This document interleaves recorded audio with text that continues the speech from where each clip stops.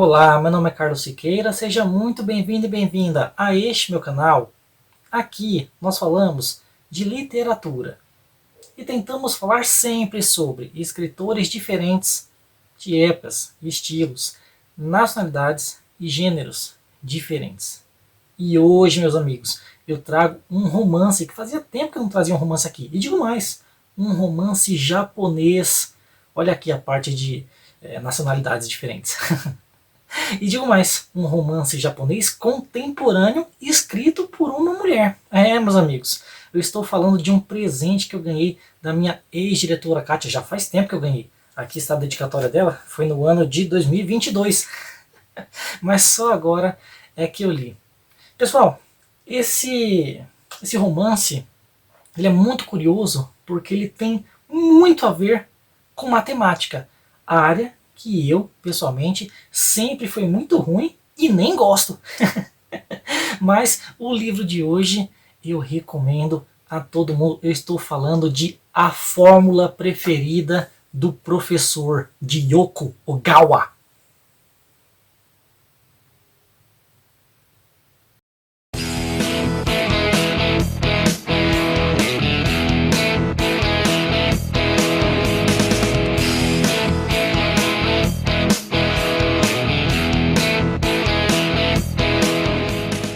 Pessoal, eu vou tentar ser relativamente breve.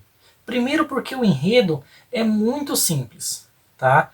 Segundo que, pessoalmente, eu não estou nas minhas melhores condições, digamos assim. É porque fazia tempo que eu não treinava, não ia para academia, porque a academia estava em reforma. E aí eu voltei agora, e aí eu cometi o equívoco de querer treinar quase da mesma forma que eu treinava antes, né? Com a mesma carga de peso. E aí, ontem, antes de ontem, até hoje de manhã, eu estava muito mal, assim, todo dolorido, até com um pouquinho de febre. Aí esse clima já mudou, minha voz já não está nas melhores condições também. Então assim, vou tentar falar pouco, tá? Se é que eu conseguirei.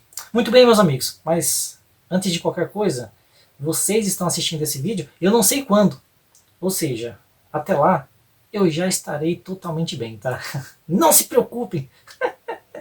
Muito bem, meus amigos. Então, vamos conversar sobre A Fórmula Preferida do Professor, de Yoko Ogawa, publicada aqui no Brasil pela Estação Liberdade, que é uma editora que foca muito nos livros japoneses, né? Tanto os clássicos como os contemporâneos, que é o caso da Yoko Ogawa aqui, que já publicou várias coisas aqui no Brasil. Tá? Eu tenho aqui A Polícia da Memória, A Fórmula Preferida do Professor, tenho outro também que é o Museu do Silêncio, eu tenho todos. Tá? E eu acho que eu vou gostar bastante dessa escritora, e me parece que ela sempre trabalha com essa questão da memória. Por quê? Qual que é o mote, qual que é, a sinopse do livro? Né? Então aqui nós temos um professor, que não é o personagem principal, mas é um deles, né? E a narradora, eu comecei errado, calma aí, meus amigos, né? Vamos começar de novo. É o seguinte, né? Aqui nós temos a relação entre uma empregada doméstica e um professor. Né? Esse professor que perdeu a memória num acidente lá nos anos 70, eu não sei se 71, 72, 75, alguma coisa assim. Tá? Num acidente de carro, ele bateu a cabeça e ele só lembra até aquele ano. Depois disso, a memória dele só permanece por 80 minutos, 1 hora e 20 minutos. Depois disso, ele se esquece de tudo que aconteceu até ali. Né? Então assim, um cliente difícil, mas eu não diria nem tanto pela natureza dele. Né? Bom, depois eu chego lá. A questão é que é a seguinte, essa nossa protagonista, a empregada doméstica, ela não trabalha assim sozinha, ela faz parte de uma empresa. A empresa a enviou para essa casa que não é gerida pelo professor, obviamente, é gerida pela cunhada do professor, que é uma moça não, uma mulher já viúva. E o primeiro requisito que ela faz é o seguinte, a viúva, né? Olha, você vai cuidar desse homem, desse professor, tá? Que mora ali nos fundos da casa. E a única coisa que eu te peço é, não traga nenhum problema para cá. Resolva tudo lá. Não me venha conversar, não, perguntar nada, não. Se vire. É mais ou menos isso, né? O que me lembra, meus amigos, por sua vez, a Volta do Parafuso, do Henry James, que nós também temos lá uma protagonista, a narradora, que vai cuidar de algumas crianças, né? Ela que é contratada pelo tio das crianças, isso na Volta do Parafuso. E o único pedido desse tio, desse contratante, é: não traga nenhum problema para mim. Resolva tudo aí. Eu não quero saber de reclamação. Né? O que é uma coisa curiosa. Né? E esse senhor, esse professor, né, ele já foi cuidado por várias pessoas diferentes. Né? Quando a nossa empregada ela olha o histórico, né, da empresa, vê que, sei lá, 9 pessoas já foram contratadas e foram demitidas por algum motivo. A gente não sabe qual. Né? Pois bem, então ela vai lá, né, para casa do professor. Ela não sabia ainda que era um professor, um homem idoso, todo desleixado, que na verdade, né, já mostra a figura de muitas vezes como acontece do idoso ser abandonado, né, quando chega já na sua terceira idade. Tanto que a cunhada falou: não quero saber não, você que cuide, e é isso aí. Né? Assim, uma tristeza, meus amigos, o abandono. Né? E nós descobrimos esse problema dele, que ele só consegue lembrar das coisas por 80 minutos, 1 hora e 20 minutos. Então, ele fica marcando no papel, vários papéis na verdade, várias tirinhas de papel, tudo que ele deveria lembrar. E vai colando no seu próprio terno. Inclusive, ele usa terno em casa. Por quê? Porque ele era um professor muito importante, né, no auge ali da sua idade. Né? Ele que foi estudar fora do país, ele que ganhou vários prêmios. Assim, o cara é PhD, meu Deus, PhD mesmo. Né? E um apaixonado por números. Ele é tão assim, diria até bitolado por números, que quando ele encontra a nossa protagonista, em vez de perguntar o nome dela, fala outra coisa, né? Qual que é o dia do seu nascimento, né? Qual que é o número do seu sapato, né? Ele quer saber de números e não dos nomes. Então, assim, uma coisa muito curiosa, né? Mas também é demonstrado o amor desse homem pelos números. Né? Então ele enxerga relações em tudo. Quando ela fala, né, o número do nascimento, o número do nascimento não, né, o dia do nascimento dela, ele vai e faz uma reflexão sobre aquele número, né, e junta com outros números que tem a ver com ele, e fala: nossa, nós estamos ligados por isso, olha que curioso. Né? Então assim, é muito interessante que ele vai ensinando matemática para ela e depois para o filho dela. Por quê? Né? Em algum momento, ela conversando com ele, diz que tem um filho. E ele fala: não, não, calma, como assim você tem um filho? Onde é que esse filho está? Ah, está em casa. Não, não, eu não aceito que você deixe uma criança sozinha em casa enquanto você está trabalhando em outro lugar. Pode trazê-lo aqui. A gente descobre que ele também é apaixonado por crianças, meus amigos. Ele é um professor que ama ensinar. Então, ele cria uma certa afetividade, uma certa amizade, entre aspas. Por que entre aspas? Porque em 80 minutos ele se esquece. Né? Ele não sabe mais quem é a empregada, quem é a criança, então ele tem que ficar escrevendo. Né? Ele faz um desenho, uma caricatura dos dois para lembrar quem são eles. Né? É uma coisa muito triste, mas ao mesmo tempo muito bela também. Porque mostra a valorização do momento. Então assim, todo momento é novo para ele, é único. Todo dia ele faz as mesmas perguntas. Qual que é o número do seu sapato? Que dia que você nasceu? As mesmas perguntas. E a mulher, né, e o menino, né, eles desenvolvem algumas técnicas para não chatear o homem. Né? Falar: de novo está fazendo essa pergunta? Não, não.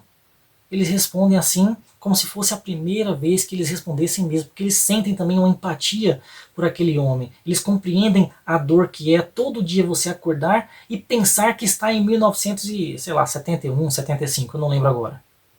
Meus amigos. Então assim, um romance que vai falar de amizade, desse amor pelos números. Eu até separei algumas páginas aqui para vocês verem a fórmula preferida do professor. Olha o título, né? Já tem a ver com uma fórmula. Mas ele vai mostrando as continhas e a gente vai aprendendo e entendendo também. Eu separei uma página aqui para mostrar para vocês. Vejam.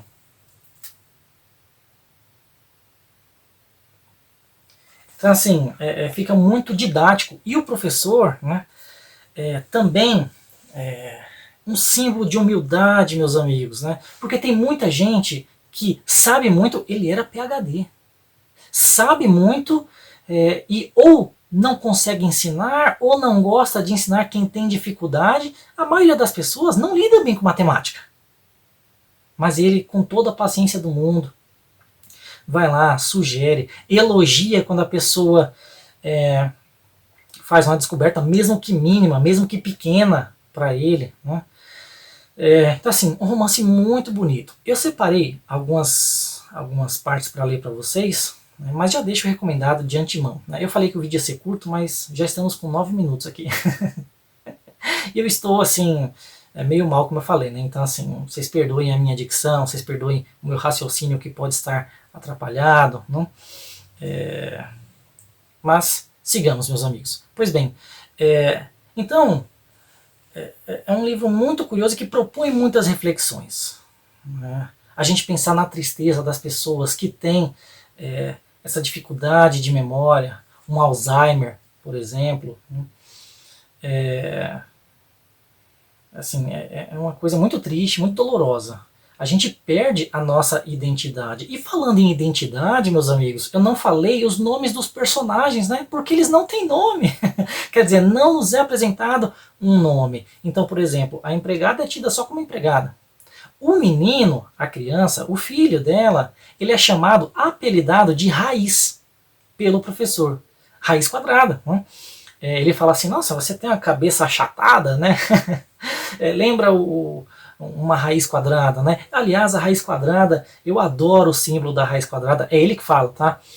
Porque é como se fosse assim um guarda-chuva, é algo que abraça, algo que guarda todo o número embaixo de si. Olha que bonito isso, que forma poética de olhar para os números, que muitas vezes não são tidos como poéticos.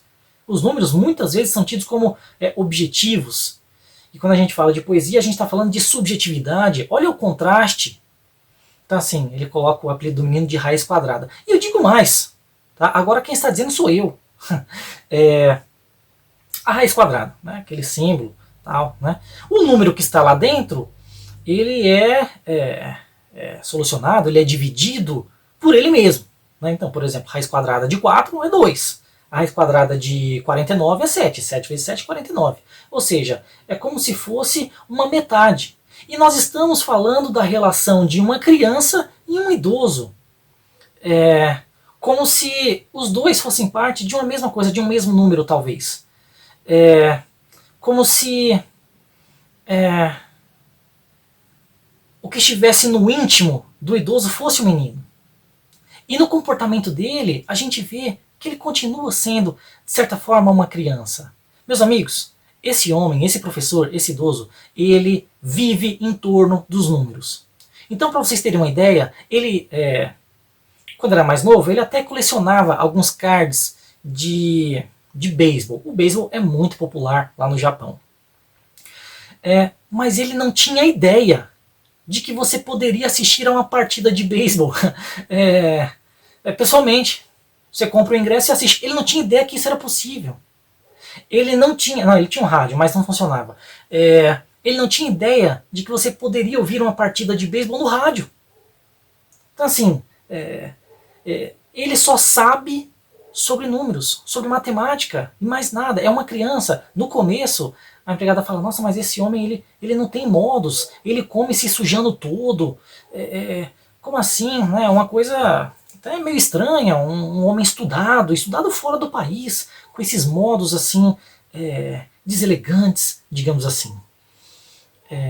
Ou seja, de certa forma, é um menino também, um menino em corpo de idoso.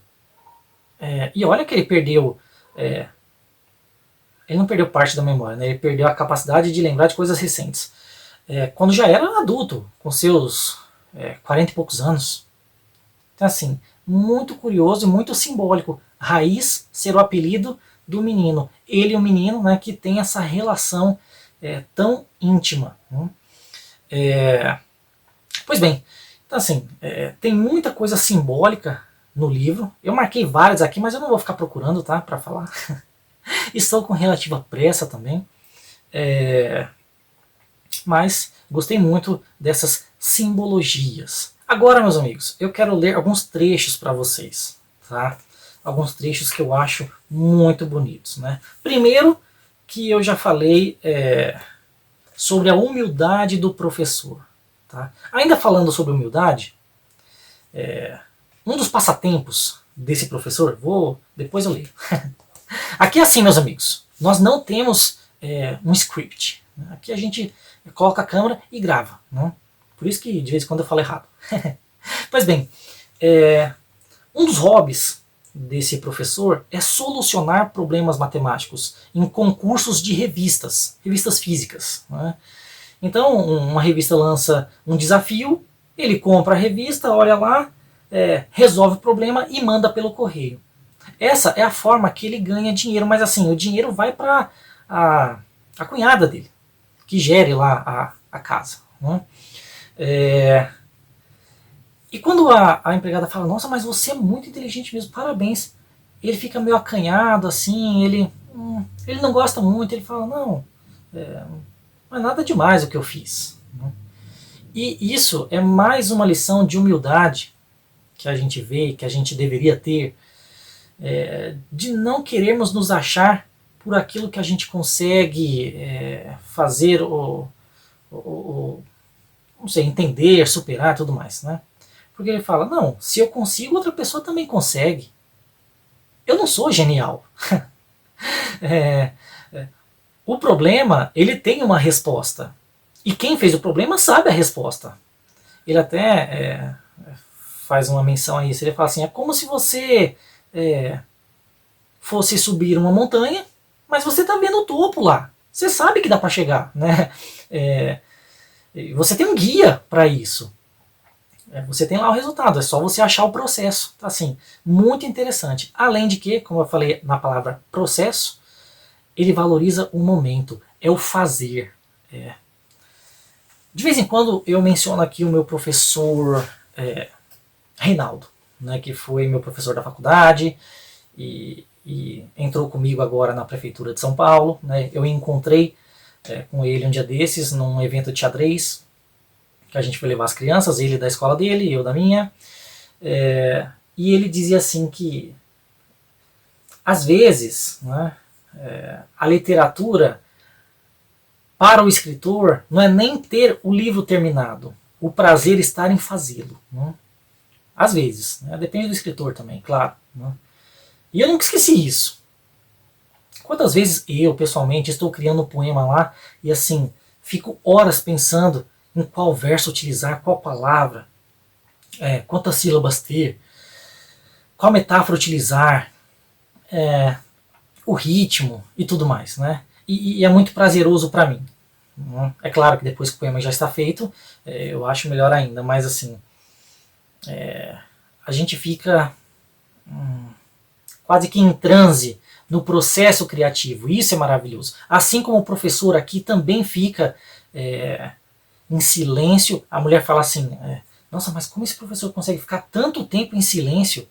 E assim, ele não abre janela. Um calor lascado, ele todo pingando suor, ele não abre janela, ele fica parado lá assim, e ele odeia ser interrompido. Ela aprende isso logo no começo. Ele fala, nunca me atrapalhe quando eu estou pensando.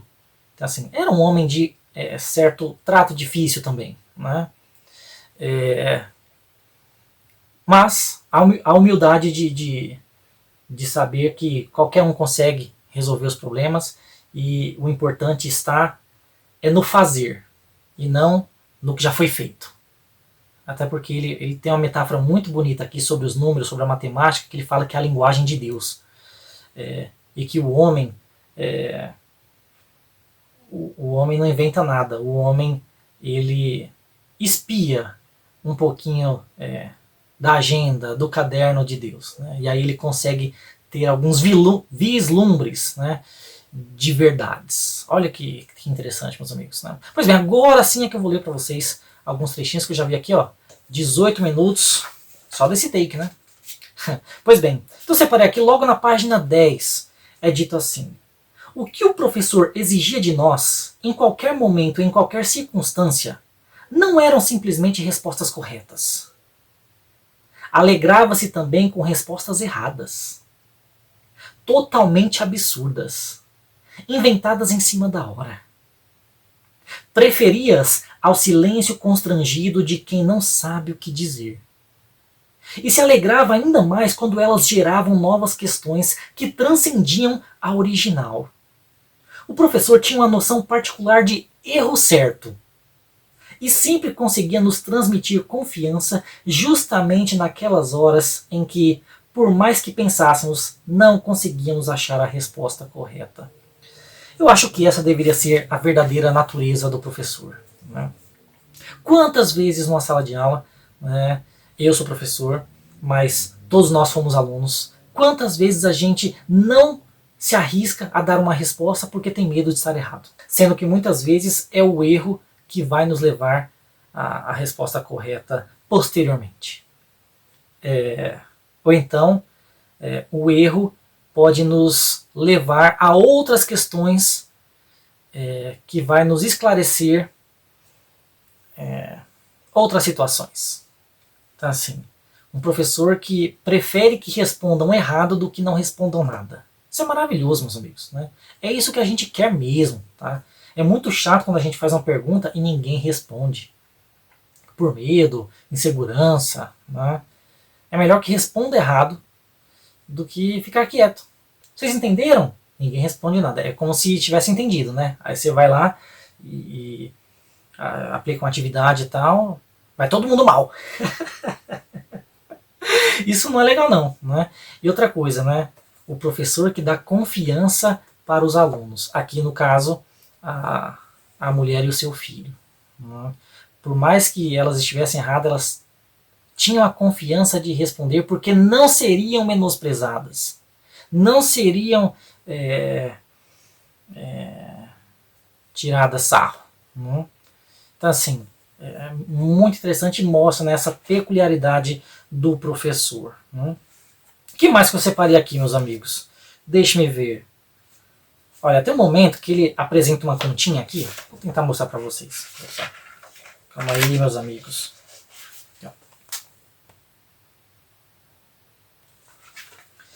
Ele está falando aqui sobre a natureza de alguns números, os números 220 e 284, por algum motivo, né?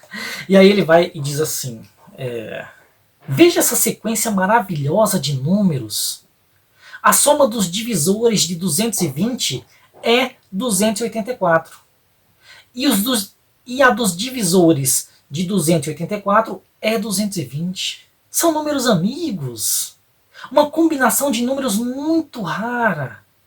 Nem Fermat, nem Descartes conseguiram cada um descobrir mais que um par deles. São números interligados pelo desígnio de Deus. Não é lindo? Que a data do seu aniversário e o número do meu pulso estejam conectados por uma corrente tão maravilhosa. Então, percebam como que esse senhor, como que esse professor olha de forma diferente para os números. Eu não lembro que página que foi essa, foi a página 30. Aí lá na página 35, eles continuam um diálogo. Não é? Ele está ensinando, né, sobre os pensadores, falou aqui de Pitágoras, né, século IV a.C., e aí a empregada pergunta, né, e os números existiam desde essa época? Ele fala, é claro. Pensou que eles tivessem sido criados no fim do período Edo? Os números já existiam antes da criação do homem, ou melhor, antes da criação do mundo. Nós conversávamos sempre na cozinha. Nessas horas, o professor costumava sentar-se à mesa ou então repousar na espreguiçadeira. Quanto a mim, eu me achava ou mexendo nas panelas do fogão a gás ou na pia lavando a louça. Puxa, É mesmo? Eu pensei que eles haviam sido inventados pelo homem. Absolutamente. Se fosse uma invenção nossa, não teríamos encontrado tantas dificuldades. Nem haveria necessidade de matemáticos. Nenhum ser humano assistiu ao nascimento dos números. Quando nos demos conta, eles já existiam. Ah, por isso que várias pessoas inteligentes esgotam o cérebro para desvendar o mecanismo dos números. E o professor responde: nós, homens, somos muito burros diante daquele que criou os números. Interessante isso, né? No caso aqui, ele quer sugerir que foi Deus que inventou os números, né? E há quem pense, né, que existe toda uma lógica do universo e cabe ao homem desvendar essa lógica que já estava posta antes. Interessante isso, meus amigos, né? Pois bem, e agora o último trechinho que eu vou ler para vocês. Tá? Ele consegue um desafio muito difícil, tá? O mais difícil de todos os tempos da revista, e ele consegue solucionar. E aí a mulher fala: não, a gente precisa comemorar isso. E ele fala: não, que isso? Não precisa, né? Isso é uma coisa normal. Né? E aí ela então fala: né? Não, vamos comemorar. Né? Não, vou voltar um pouquinho antes. Né? A narradora diz: né? O professor sempre repetia para si mesmo, dentro da alma: o que eu consigo fazer é insignificante. E se eu posso fazê-lo, qualquer outro também pode. Vamos comemorar! Ah, não creio que isso seja necessário. Se celebrarmos todos juntos por quem conseguiu ganhar o primeiro lugar de um prêmio, a alegria se espalha e fica ainda maior, disse a mulher. Ah, eu não faço questão de me alegrar. Tudo o que eu fiz foi espiar o caderno de Deus e copiar o que estava escrito lá. Olha que poético, que bonito isso, meus amigos. Não? Aquilo que já foi comentado, que muita gente interpreta, né, que existe uma lógica matemática em todas as leis do universo. Cabe ao homem tentar desvendá-las. Né? Assim, muito curioso, gostei muito desse livro, tá? Fica a minha recomendação. É um livro que não acontece tantas coisas assim. Tá? A relação da mulher com a mulher, a criança e o professor. Acontecem sim alguns eventos, alguns probleminhas que envolve também a cunhada, tá? A empresa que gere nas empregadas domésticas e que mais? E algumas coisas do passado. E aqui eu vou comentar também. Né? Uma coisa que eu gosto na literatura japonesa e que acontece aqui é que nem todos os problemas são solucionados. Tá? E isso, para mim, é algo muito factível, algo que acontece frequentemente na vida real. Né? A gente não soluciona tudo, a gente não sabe todos os pormenores. Então acontece um episódio aqui em que essa empregada ela descobre uma coisa que eu não vou falar o que é, né, que estava escondida dentro da casa desse professor. Ela descobre, ela espia um pouco e ela guarda lá. E não é mais mencionado. Assim, ela não chega e fala: olha, professor, o que eu achei? Isso aqui está relacionado com sua memória do passado. Olha, né? Não. Ela respeita. Ela olha, fala: nossa, olha isso, gente. E guarda. E não comenta com ele. Porque algumas coisas na vida, meus amigos, não é? Elas têm de ficar no passado mesmo. Eu sempre lembro de um poeminho do Mário Quintana, que ele fala que um dia encontra uma carta dentro de uma caixa, alguma coisa assim. Né? E ele nem lê, já rasga e joga fora. Né? Porque, meus amigos, tem coisas do passado que a gente não sente falta. E se a gente não sente falta, é porque a gente já superou. Ou que a gente não precisa mais lembrar daquilo. Né? E se a gente fica rememorando, às vezes nos faz mal. Então, assim, eu achei É muito interessante esse acontecimento no romance. Essa descoberta que a mulher faz junto do filho, tá? E que depois não é comentado mais com ninguém. Fica um segredo só entre os dois. E nós, que somos cúmplices da leitura e desse ato que é meio errado, né? Ela não deveria ter vasculhado as coisas dele. Mas eu não vou falar o que é. Vocês que leiam e descubram. Mas a literatura japonesa, ela tem disso muitas vezes. Né? Sombras que não são esclarecidas.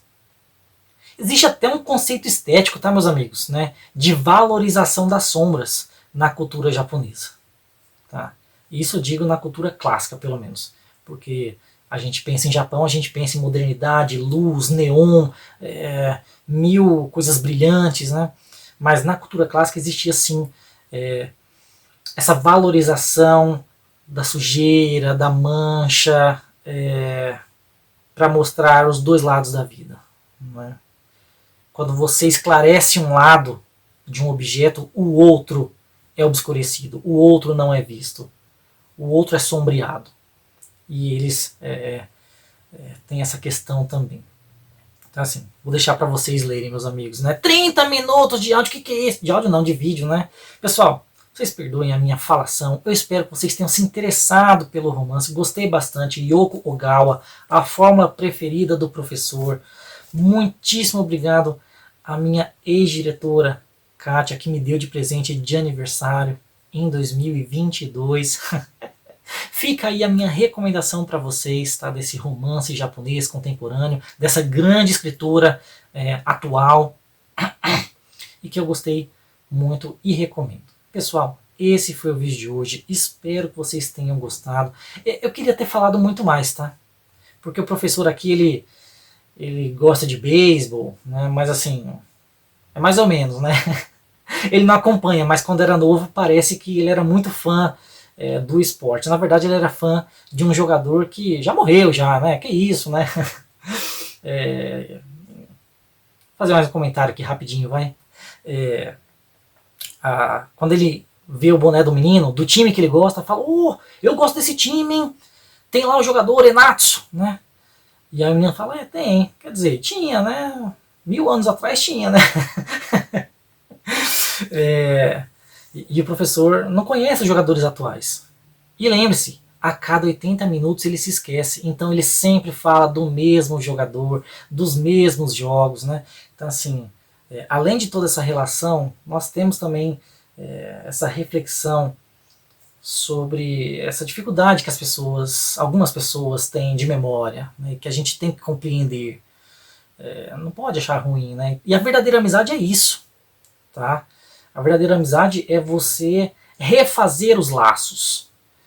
Eu sempre gosto de lembrar da palavra relacionamento, né? Lacionamento vem de laço e de fazer de novo, né? Refazer. Então, relacionamento é você refazer todo dia os mesmos laços, né? É você consertar, né? A amizade, o amor e tudo mais. Então, assim, é muito interessante a gente pensar nisso, tá? Bom, agora eu vou parar de falar porque eu vou jantar. É isso, meus amigos, né? Muito obrigado e até a próxima. Não, mas você sabe que eu sou o mestre dos animes. Já assisti 1000 animes na vida, meus amigos, né? E eu devo dizer que estou até aqui com a camisa do Haikyuu. Anime de vôlei, muito bom, recomendo a todo mundo. Mas é o seguinte, quando eu lia A Fórmula Preferida do Professor, essa sinopse, esse professor que se esquece, né, do que se passou em 80 minutos, isso me lembra outro anime que se chama Ishukan Friends, que é a história de uma menininha lá na escola lá, né, que faz amizade com um menininho, né, e aí chega no outro dia, quando ele se encontra, a menina não lembra dele. Aí ele descobre que todo dia ela se esquece das coisas, né, ela tem um problema de memória também. E eu tenho um texto, uma resenha, uma análise desse anime no meu antigo blog. Palavras aleatórias, que eu vou deixar aqui linkado para caso alguém tenha curiosidade em ler. Mas ó, achei muito parecido assim a ideia, né, das duas obras. E agora, eu estava pensando em outra coisa. O professor e o menino são, assim, o menino é apaixonado, né? Mas o professor, ele gosta, assim, do esporte de beisebol. E eu nunca assisti um anime de beisebol, meus amigos. E tem, assim, certamente. Vou procurar agora.